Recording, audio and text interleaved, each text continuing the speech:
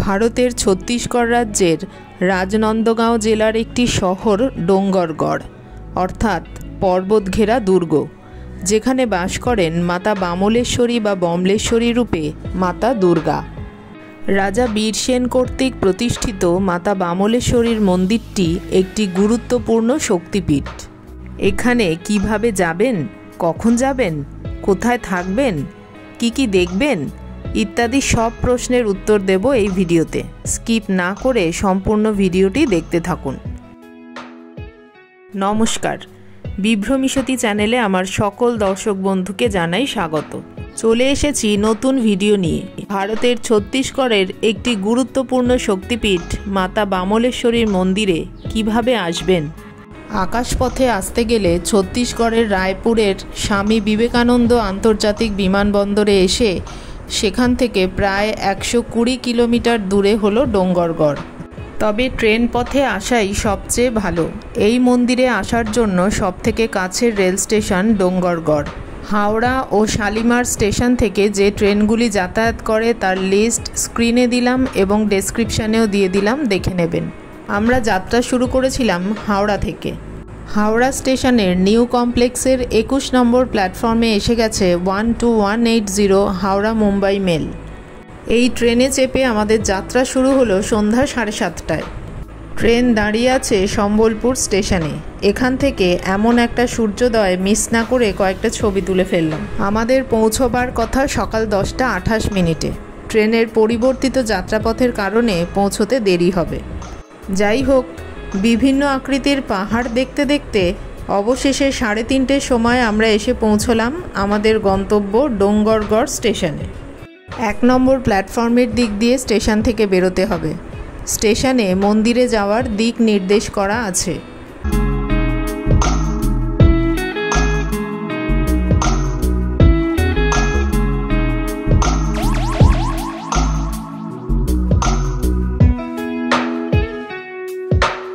Station থেকেই দেখা যাচ্ছে পাহাড়ের চূড়া, আর এই চূড়াতেই রয়েছে মূল মন্দির।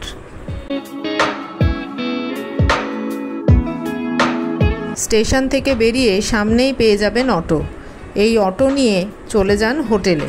স্টেশনের কাছে এবং মন্দিরের কাছে থাকার জন্য বেশ কিছু হোটেল আছে। এবার বলি এখানে কখন আসবেন। আশ্বিন মাসে বা চৈত্র মাসে নবরাত্রির সময় এখানে প্রচুর ভক্ত সমাগম ঘটে, তাই ভিড় এড়াতে চাইলে এই সময়টা বাদ দিয়ে আসুন। সারা বছরই এখানে আসা যায়, তবে সবথেকে ভালো সময় হলো অক্টোবর থেকে মার্চ মাস। এখানে প্রচুর পলাশ গাছ দেখলাম, তাই যদি পলাশের সৌন্দর্য সাথে পেতে চান তাহলে চলে আসুন ফেব্রুয়ারির শেষ থেকে মার্চের মধ্যে। নবরাত্রি ছাড়া অন্য সময় এলে আগে থেকে হোটেল বুক করার কোনো প্রয়োজন নেই। আমরা চলে এলাম আমাদের দুরাতের আস্তানা শ্রী দিগম্বর জৈন তীর্থক্ষেত্র চন্দ্রগিরিতে। অটো দাদার ফোন নাম্বার ডেসক্রিপশানে দিয়ে দিলাম, প্রয়োজন হলে যোগাযোগ করতে পারেন। বিশাল বড় এলাকা নিয়ে গঠিত এই তীর্থক্ষেত্র। এখানে থাকার জন্য এসি ও নন এসি দুরকম রুমই আছে। নন এসি রুমের ভাড়া 500 টাকা পার নাইট, আর এসি রুমের ভাড়া 1000 টাকা পার নাইট। এখানে লাঞ্চ এবং ডিনারের ব্যবস্থা আছে। কার্যালয় থেকে কুপন সংগ্রহ করে এদের ভোজনশালায় গিয়ে খাবার খেয়ে আসতে হয়। কার্যালয় থেকে প্রায় 200 মিটার দূরে থাকার ঘর। জায়গাটা কিন্তু বেশ সুন্দর। এছাড়াও মূল মন্দিরের কাছে থাকার জন্য ধর্মশালা আছে, তার ফোন নাম্বার ডেসক্রিপশানে দিয়ে দিলাম, প্রয়োজনে যোগাযোগ করতে পারেন। আসুন একটি এসি রুম দেখিয়ে দিই। রয়েছে 3টি সিঙ্গেল বেড, এক্সট্রা বালিশ ও কম্বল রাখা আছে। রয়েছে একটি জলের জগ এবং 2টি গ্লাস। একটি টেবিল রয়েছে এবং একটি বড় আয়নাও আছে। বাথরুমটি বেশ বড় এবং সমস্ত আধুনিক সুবিধাযুক্ত।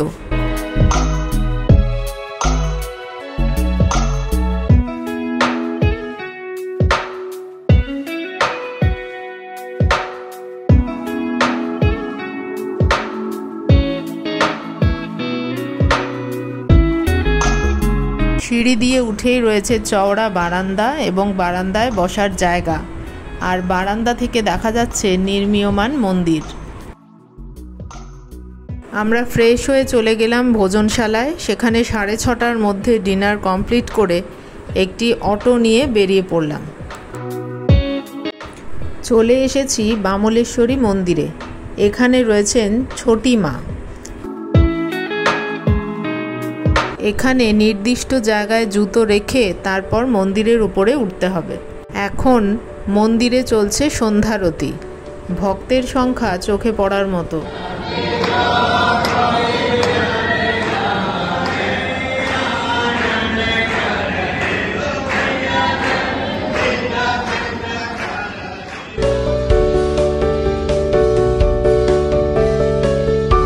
মূল মন্দিরের এক পাশে আছে গণেশ মন্দির আর অপর পাশে রয়েছে শ্রী ভৈরব মন্দির।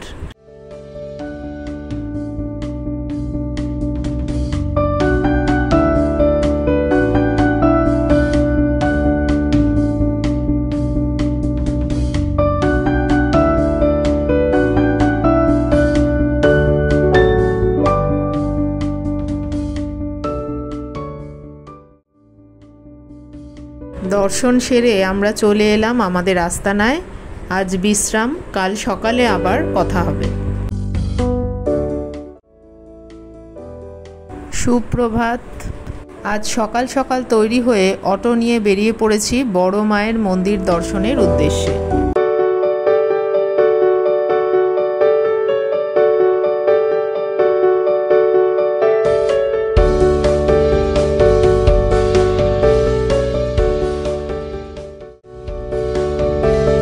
চলে এসেছি মন্দির চত্বরে।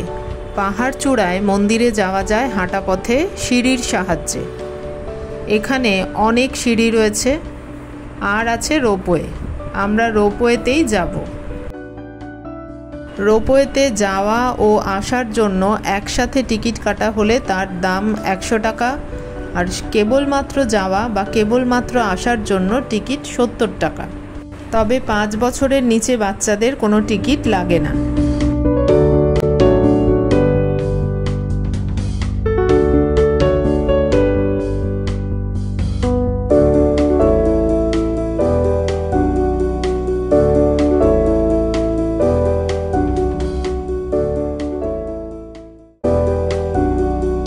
রোপওয়েতে উঠে পড়েছি এবং রোপওয়ে ছেড়েও দিয়েছে। দেখা যাক এখান থেকে নিচের দৃশ্যটা কেমন লাগে। নিচে একটি বড় আকারের জলাশয় রয়েছে এবং এখানে বোটিংয়েরও ব্যবস্থা আছে। এবার রোপওয়ে কখন চালু হয় সেই সময় সম্পর্কে জেনে নেওয়া যাক। রোপওয়ে চালু হয় প্রতিদিন সকাল 7:30টা থেকে, চলে 9টা পর্যন্ত। সকাল 9টা থেকে 10টা পর্যন্ত মেনটেনেন্সের জন্য বন্ধ থাকে। আবার 10টা থেকে দুপুর 1টা পর্যন্ত চলে। দুপুর 1টা থেকে 3টে পর্যন্ত বন্ধ থাকে। রবিবার বা বিশেষ পর্ব বা উৎসবের সময় সকাল 7:30টা থেকে বিকেল 4টে পর্যন্ত চলে। 4টে থেকে 4:30 পর্যন্ত মেনটেনেন্সের জন্য বন্ধ থাকে। সন্ধে 6:40-এর মধ্যে রোপওয়ে টিকিট কাউন্টার থেকে সংগ্রহ করতে হয়, কারণ 7টার সময় রোপওয়ে বন্ধ হয়ে যায়। এই যে বাঁ দিকে ছাউনিগুলো দেখা যাচ্ছে, হেঁটে উঠলে এর মধ্যে দিয়েই আসতে হতো।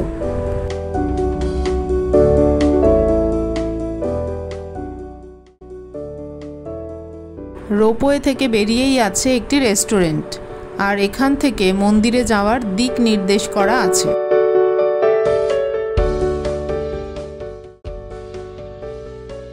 এখানে লেখা আছে রোপওয়ের সময়ের ডিটেল বর্ণনা, যা আমি বললাম।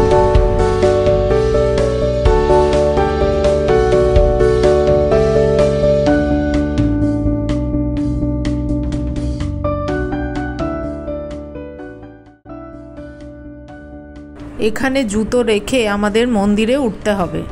মন্দিরে যেতে যেতে এর ইতিহাস সম্পর্কে একটু জেনে নেওয়া যাক। প্রায় 2200 বছর আগে রাজা কামসেন দ্বারা শাসিত কামাবতী নামে একটি সমৃদ্ধ শহর ছিল, যা কামাখ্যা বা ডুঙ্গারাক্ষা নগর নামে পরিচিত ছিল। তার উত্তরসূরি বীরসেনের কোনো সন্তান ছিল না, কিন্তু প্রার্থনার পর একটি পুত্র সন্তান লাভ করেন, যিনি পরবর্তীকালে রাজা মদন সেন হন। রাজা বীরসেন পুত্রলাভকে ভগবান শিব ও দেবী ভগবতীর কাছ থেকে প্রাপ্ত আশীর্বাদ বলে মনে করেন এবং তাদের সম্মান জানাতে বামলেশ্বরী বা বিমলেশ্বরী দেবীর মন্দির প্রতিষ্ঠা করেন। পরবর্তীকালে এটি ছত্তিশগড়ের এক গুরুত্বপূর্ণ শক্তিপীঠ হয়ে ওঠে। সিঁড়ি দিয়ে ওপরে উঠতে উঠতে বারবার চোখ চলে যাচ্ছে ওপর থেকে নিচের শহরটির দিকে।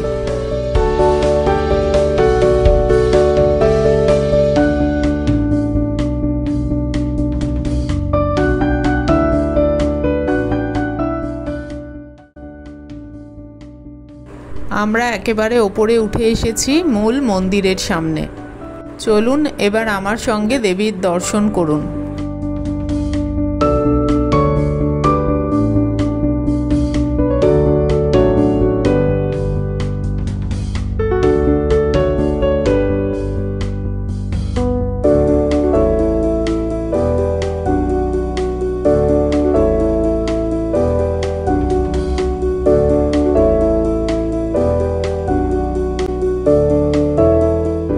মন্দিরের পাশেই রয়েছে ভোগ প্রসাদ কাউন্টার। এখান থেকে প্রসাদ কিনে নিতে পারেন, অথবা আর খানিকটা নিচে নেমেও এমন কাউন্টার পাওয়া যাবে, চাইলে সেখান থেকেও প্রসাদ কিনে নিতে পারেন। এবার নিচে কোন দিক থেকে নামতে হবে সেই দিকও নির্দেশ করা আছে।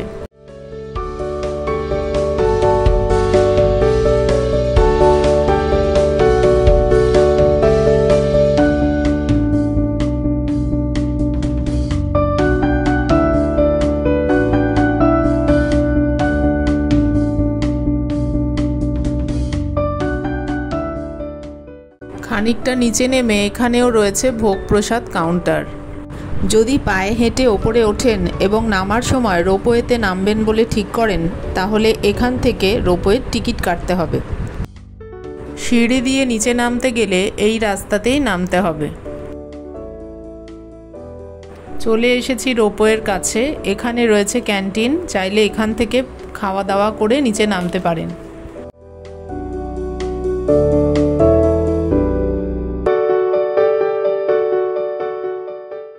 এই মন্দিরের ধর্মশালাতেও থাকার ব্যবস্থা আছে, তার জন্য ফোন নাম্বার আমি স্ক্রিনে এবং ডেসক্রিপশানে দিয়ে দিলাম, দেখে নেবেন।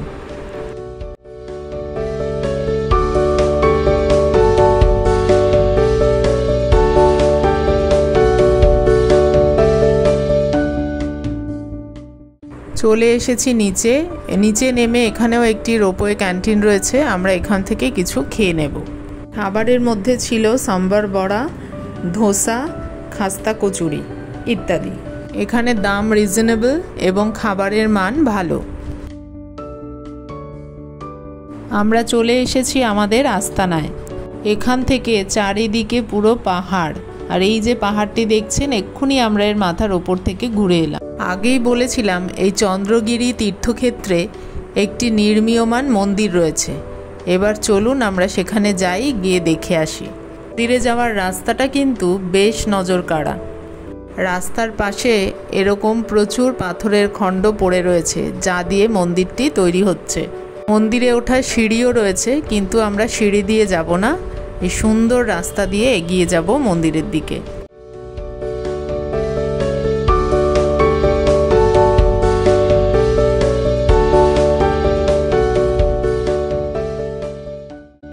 এইখান থেকে গিয়ে বাঁ দিকে উঠলে মন্দির, কিন্তু ডান দিকে এই গেট খোলা থাকায় আমাদের কৌতূহল হলো।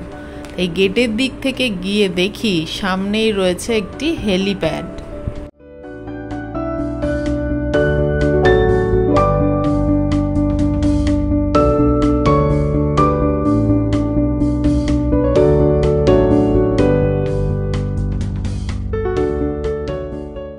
আমরা চলে এসেছি ওপরে এবং রয়েছি মন্দিরের সামনে। এবার চলুন এগিয়ে গিয়ে ভেতরে ঢুকে দেখি। এই মন্দিরটি যখন সম্পূর্ণ তৈরি হয়ে যাবে এই রকম দেখতে হবে।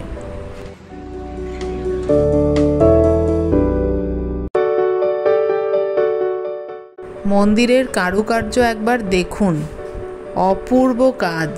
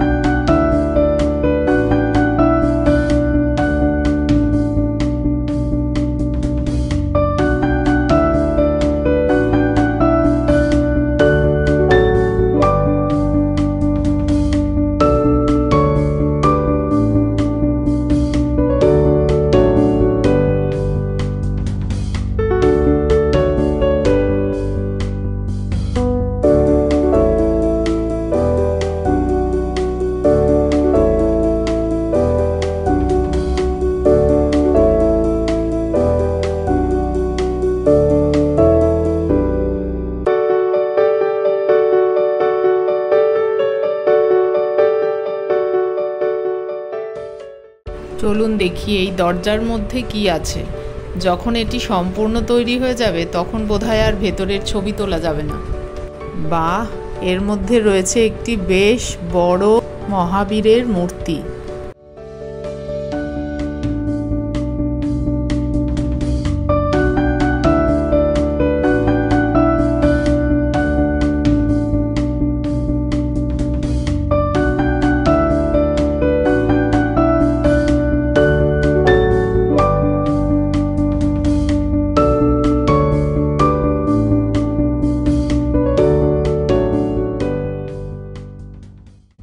মন্দিরের ওপর থেকে চারপাশের দৃশ্যটা ঠিক এই রকম।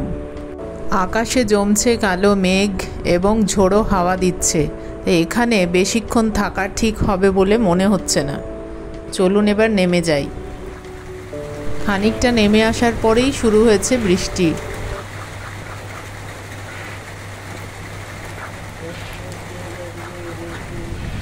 বৃষ্টি একটু ধরলে আমরা চলে এসেছি আমাদের আস্তানায়, কিন্তু আবারও শুরু হয়েছে ঝড়, আর সাথে আবারও বৃষ্টি।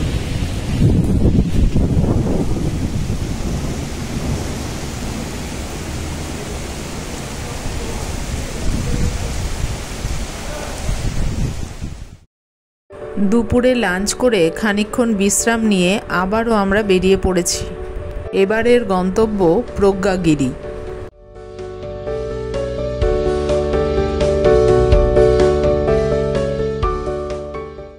এখানেও আছে বেশ কিছু সিঁড়ি। সিঁড়ি দিয়ে পাহাড়ের মাথার ওপর উঠতে হবে। সেখানে আছে একটি সোনালি রঙের বুদ্ধ মূর্তি। আর কি আছে, চলুন উঠে দেখি। আকাশের রং দেখে বোঝাই যাচ্ছে এটা পশ্চিম দিক, আর আকাশে রঙের ছটা। নিশ্চয়ই ওপর থেকে একটি ভালো দৃশ্য পাব। প্রায় ওপরে উঠে এসেছি। বুদ্ধ মূর্তির পেছন দিকের সোনালি রং আবছা দেখা যাচ্ছে।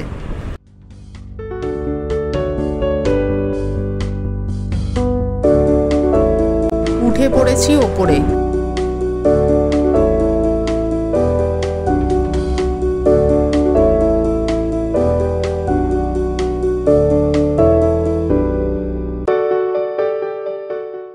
এখন আর কোনো কথা নয়, শুধু দু চোখ ভরে দেখি, আর আমার সাথে আপনারাও দেখুন।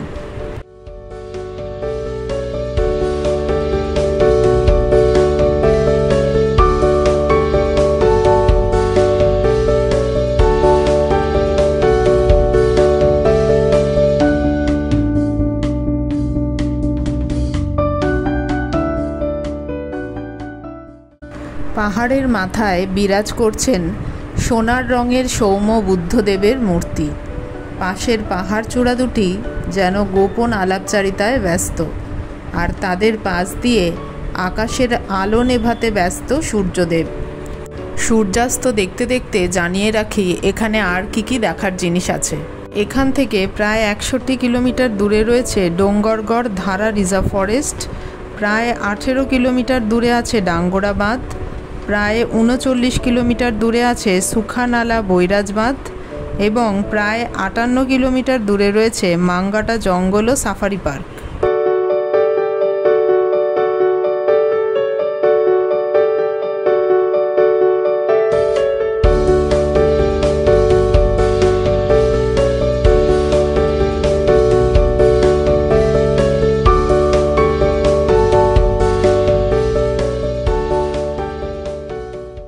সূর্যাস্তের পর নিচে নেমে আশপাশটা ঘুরে দেখতে গিয়ে আবার একটা হেলিপ্যাডের দেখা মিলল।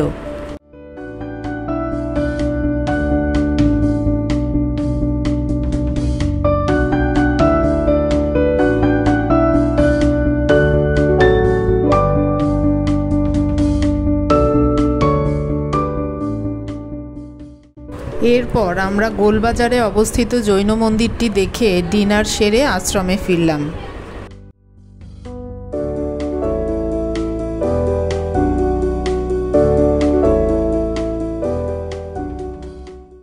আবার এক নতুন সকাল। স্নান সেরে চলে এসেছি মন্দিরে। আজ দুপুরে ফেরার ট্রেন, তাই ফেরার আগে আরেকবার মাতৃদর্শন সেরে নেব। আমাদের 2 রাত 3 দিনের সফর এখানেই শেষ। খরচের বিবরণ দিয়ে দিলাম, দেখে নেবেন। আবার পরের ভিডিওতে কথা হবে। এবারের মতো এ পর্যন্তই।